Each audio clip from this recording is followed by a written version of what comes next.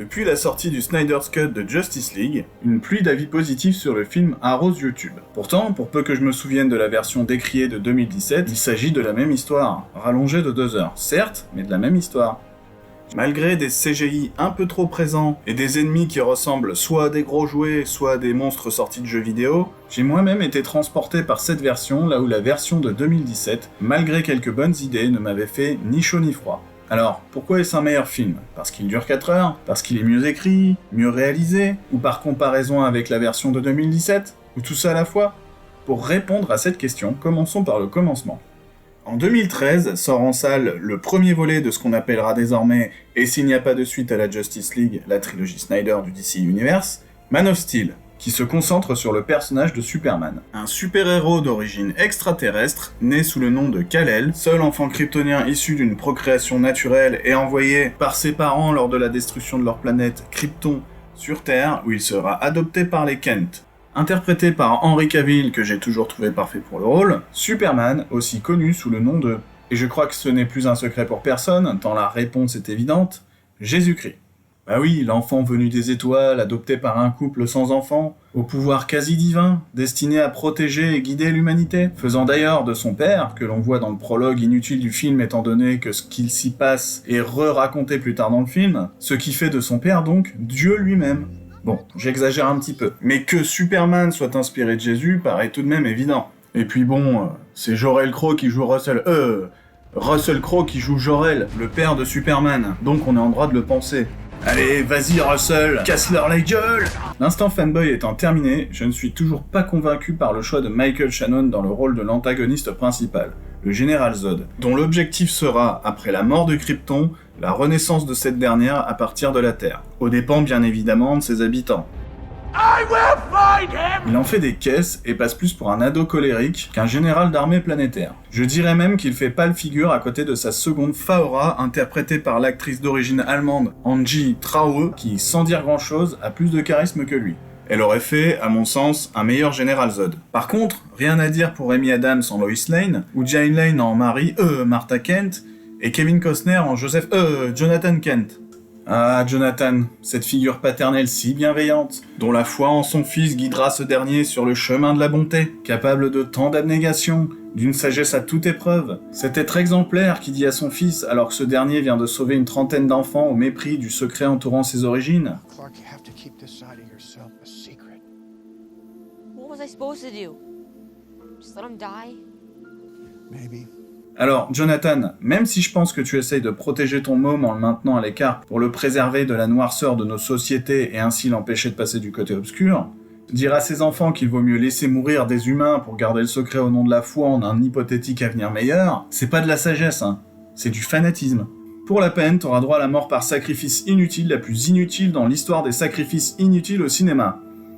On retiendra donc principalement de ce personnage sa foi en la bonté de son fils. Par contre, il sera difficile de ne pas retenir les incohérences scénaristiques du film. Allez, on se fait un petit best-of de Noël.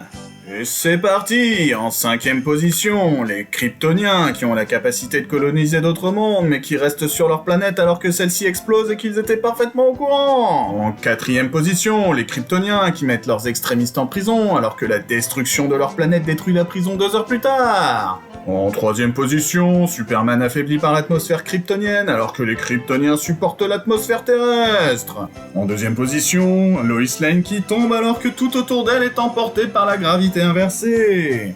Et enfin, en 1ère position, Superman qui se résout à tuer Zod lorsque celui-ci veut tuer des innocents, alors que 2 secondes avant, il se battait en détruisant des immeubles. Bon, j'arrête, je sens que je commence à devenir énervant. Et pour être honnête, j'aime bien ce film, principalement pour 3 raisons. Premièrement, je pense qu'à travers la quête d'identité de Clark, le film essaye de nous dire que ce qui fait de nous ce que nous sommes, notre identité, est déterminé non pas par notre sang, notre race, notre ethnie ou notre communauté, ni par ce qu'on attend de nous ou la croyance de nos proches, non plus par nos pouvoirs, mais par nos choix. Every child was designed to fulfill a predetermined role in our society. Your mother and I believe Krypton had lost something precious. The element of choice, of chance. What if a child dreamed of becoming something other than what society had intended for him or her? What if a child aspired to something greater? En somme, comme dirait Hogarth Hughes dans Le Géant de Fer, You are who you choose to be.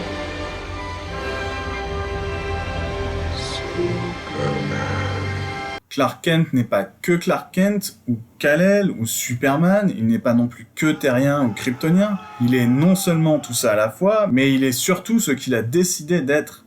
Deuxièmement, car à travers les différences entre Kal-El et l'espèce humaine, le film parle de communication. You could be the bridge between two peoples. D'apprendre à se comprendre mutuellement. It's not an S. On my world, it means hope. Well, here it's an S. Et plutôt qu'à nous diviser à cause de nos différences, à nous rassembler autour de nos ressemblances. Welcome to the planet. Et troisièmement, malgré ses défauts, le film reste intéressant dans son traitement plus réaliste des pouvoirs du personnage qui, d'une part, attribue des proportions dantesques assez jouissives aux scènes d'action, et d'autre part, nous donne un aperçu des dégâts qu'ils peuvent provoquer à notre monde et donc de leurs conséquences.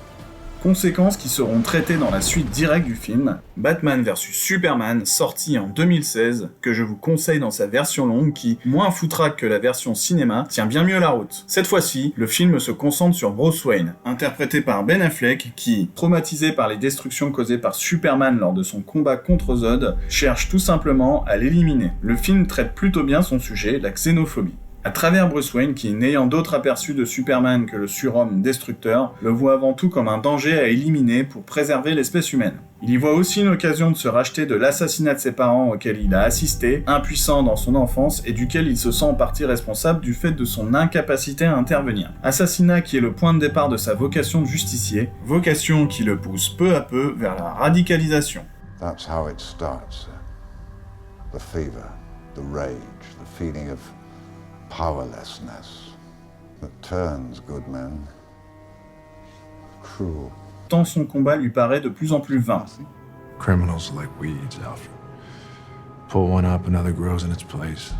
Radicalisation qu'attisera Lex Luthor en multipliant les coups montés contre Superman qui détruiront le dialogue instauré précédemment entre lui et l'espèce humaine. This is how a democracy works. We talk to each other. Et qui donneront à Bruce Wayne, n'étant alors plus guidé que par ses émotions, de la haine à son moulin. Et là on en arrive à l'autre point important. Lex Luthor qui, bien que légèrement surjoué par Jesse Eisenberg, paradoxical and mais non sans raison, n'en demeure pas moins intéressant. Lex nous est présenté comme le négatif de Clark. Là où le père de Clark avait foi en la bonté de son fils et était, quoique parfois un peu con, bienveillant envers lui, You are my son. le père de Lex ne le considérait que comme un outil marketing et le battait. saying that he named the company after his kid at investor pitches. Rich old ladies, they thought it was very cute, you know. Write checks for Lex. No man in the sky intervened when I was a boy to deliver me from daddy's fist and abominations. Là où Clark est issu d'une famille proche de la Terre mais symboliquement proche du ciel, Lex, au contraire, est issu d'une famille proche du ciel mais symboliquement proche de ce qu'il y a sous terre.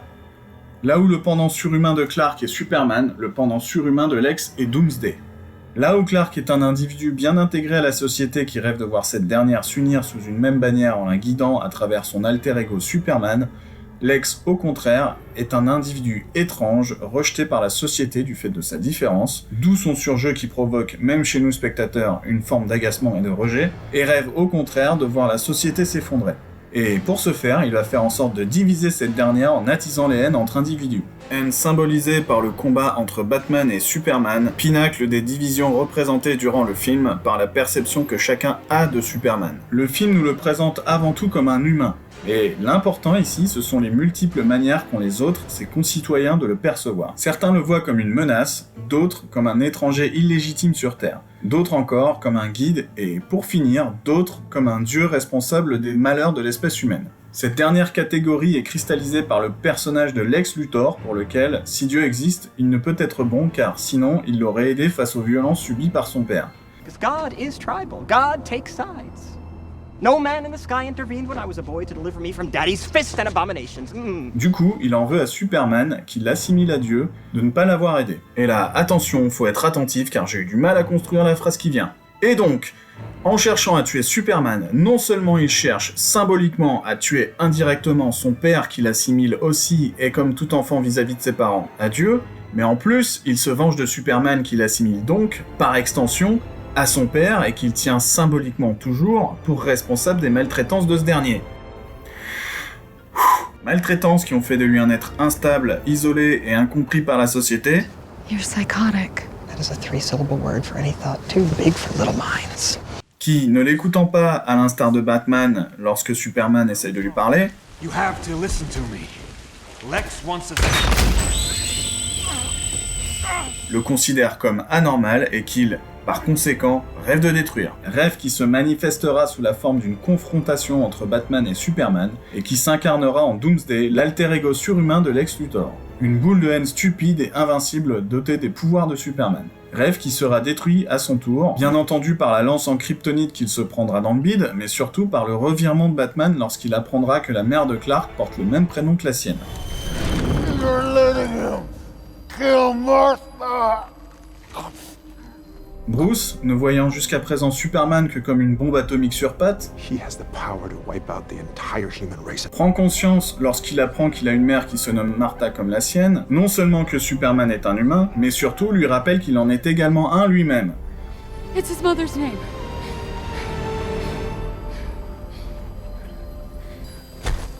Et qu'à force de radicalisation, il est sur le point de passer de victime à bourreau, de devenir, comme le dirait un certain Nietzsche, le monstre qu'il avait juré de combattre. Ce retournement non seulement marche très bien d'un point de vue scénaristique et symbolique, mais il est également porteur du sens de tout le film. Bruce Wayne, qui est sur le point de perdre son humanité à cause de sa peur de l'inconnu, la retrouve en percevant celle de celui qu'il prend pour son ennemi, grâce au prénom que leurs mères respectives ont en commun et qui fait d'eux symboliquement des frères. Le film, bien mieux écrit que son prédécesseur, dont il souffre néanmoins la comparaison au niveau de ses scènes d'action, peu nombreuses et malheureusement trop bordéliques pour être réellement appréciables, mène à la mort de Superman. Mort qui sera le point de départ de la conclusion Justice League, qui est donc la résolution des conséquences provoquées par la division poussée à ses extrêmes dans l'épisode précédent, en glissant au passage, ici et là, quelques rappels des propos développés précédemment. You can be anything you want to be. I spent a lot of time trying to divide us. Ici, plus question de division, désormais c'est l'union qui prime. Bah oui, le schéma classique des héros qui, oubliant leurs différends, combattent côte à côte un ennemi commun, me direz-vous. Alors oui, sauf qu'ici, ce schéma a une dimension supplémentaire du fait que l'arrivée de cet ennemi commun est la conséquence de cette division. Ainsi, nos héros ne se battent pas simplement contre un ennemi lambda venu tout détruire, mais affrontent les conséquences de leurs erreurs en s'unissant sous la bannière d'une humanité commune. Alors d'accord, mais pourquoi c'est mieux que la version de 2017 ? Pourtant, comme on l'a dit, c'est la même histoire.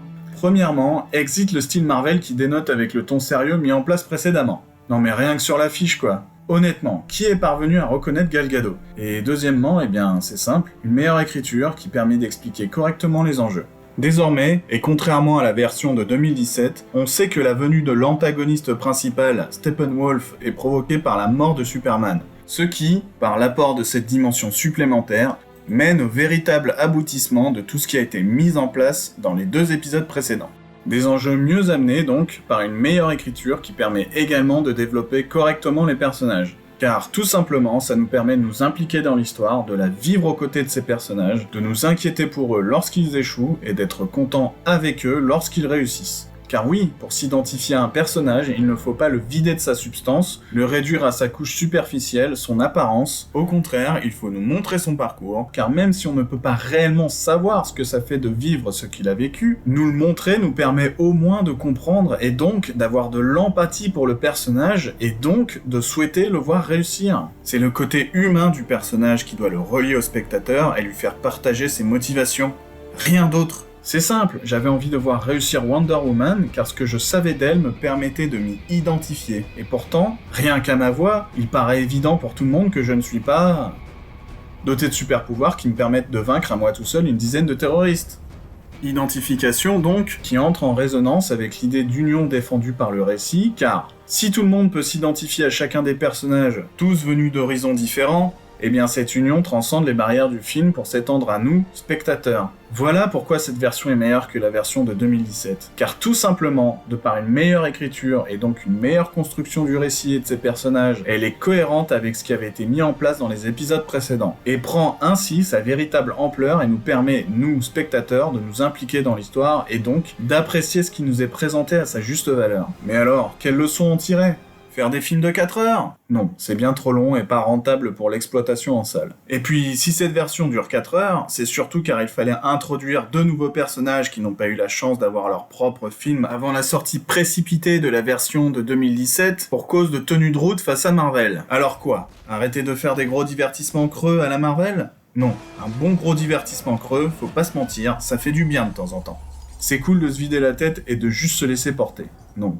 À mon sens, la leçon que l'on doit en tirer, c'est de cesser, nous spectateurs, de nous comporter en consommateurs et de ne voir les films, et surtout les blockbusters, que comme des produits qu'on consomme vite fait comme un gros McDo, pour se caler la panse avant de jeter les restes à la poubelle. Nous devons cesser d'exiger et recommencer à écouter, afin de nous permettre d'apprécier les films pour ce qu'ils sont, et ne plus les rejeter pour ce qu'ils ne sont pas, et ainsi pousser les studios à ne plus produire que du divertissement poète lol trop fun, mais aussi du divertissement qui, laissé aux mains d'artistes que l'on ne considérera pas comme de simples techniciens venus appliquer un cahier des charges, propose réellement quelque chose, une vision, un propos, une réflexion.